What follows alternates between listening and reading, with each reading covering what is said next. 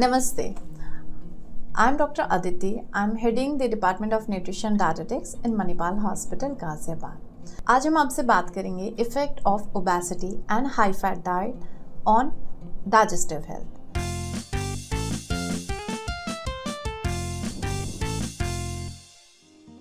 ये बहुत कॉमन सी चीज़ है और बहुत इम्पॉर्टेंट चीज़ है हम सभी के लिए, क्योंकि अगर ओबेसिटी होती है तो ये सब चीज़ें, ओबेसिटी या हाई फैट डाइट अगर हम लेते हैं तो उसका रिलेशन हमारी डाइजेस्टिव हेल्थ पर कैसे पड़ता है और कैसे हम इसको बेटर कर सकते हैं। पहले हम बात करते हैं कि डाइजेस्टिव हेल्थ कैसे इम्पैक्ट होती है ओबेसिटी और हाई फैट डाइट से। नंबर 1, अगर ओबेसिटी होती है या आप बहुत ज़्यादा अपनी डाइट में फ़ैट का इंटेक करते हैं तो ये बहुत सारी ऐसी प्रॉब्लम क्रिएट कर देती है, जैसे कि फैटी लिवर। इसकी ग्रेड्स हो सकती हैं, grade 1, grade 2, grade 3 fatty liver, जो कि अपने आप में एक बहुत बड़ी प्रॉब्लम है। इसके अलावा जो फ़ैट होता है, अगर हम बहुत ज़्यादा खाते हैं डाइट में तो बहुत उसको डाइजेस्ट होने के लिए बहुत लंबा समय चाहिए, जिसकी वजह से वो हमारे स्टमक में या हमारी इंटेस्टाइन में पड़ा रहता है काफ़ी लंबे समय तक, और हमें बहुत ज़्यादा लेथार्जिक महसूस होती है और वो डाइजेशन में भी बहुत ज़्यादा टाइम लेता है। अगर इंटेस्टाइन में फैट्स बहुत ज़्यादा समय तक रहता है, it may lead to many more problems, जैसे कि बहुत ज़्यादा कॉन्स्टिपेशन, क्योंकि फाइबर लेस है और फैट्स का इंटेक ज़्यादा है तो कॉन्स्टिपेशन हो सकती है।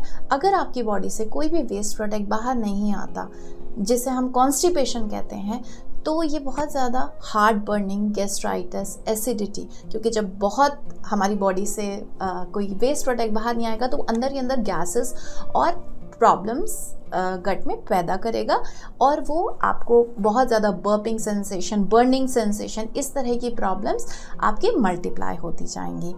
तो इसके लिए हमें थोड़ा सा फैट हमारी इंटेस्टाइन के लिए भी बहुत ज़्यादा हेल्पफुल नहीं है। फिर हम बात करते हैं कि अगर कॉन्स्टिपेशन ही रहती है, क्योंकि एक डाइजेस्टिव प्रॉब्लम है, तो it may lead to IBS also, irritable bowel syndrome, जिसमें बहुत ज़्यादा कई बार लूज मोशन हो जाते हैं, डायरिया हो जाता है, या कई बार कॉन्स्टिपेशन, स्टमक कई दिन तक क्लियर नहीं होता है। फिर हम बात करते हैं कि हेमोरॉइड्स, कॉन्स्टिपेशन होने के कारण हेमोरॉइड्स होना एक बहुत आम बात है, जिसके लिए डॉक्टर्स को सर्जरी तक करनी पड़ती है। तो अगर हम इन प्रॉब्लम से बचना चाहते हैं तो हम केवल और केवल लो फैट डाइट पर कॉन्सेंट्रेट करें, अपनी ओबेसिटी यानी कि अपनी हाइट के हिसाब से वेट को मेंटेन करके रखें, ताकि डाइजेस्टिव रिलेटेड प्रॉब्लम से हम ज़्यादा से ज़्यादा बच सकें। अब हमें इसको ठीक करने के लिए करना क्या है? अपनी डाइट में बहुत ज़्यादा फाइबर्स इस्तेमाल करने हैं, जो कि कॉम्प्लेक्स कार्बोहाइड्रेट्स हैं, फ्रूट्स हैं, वेजिटेबल्स हैं।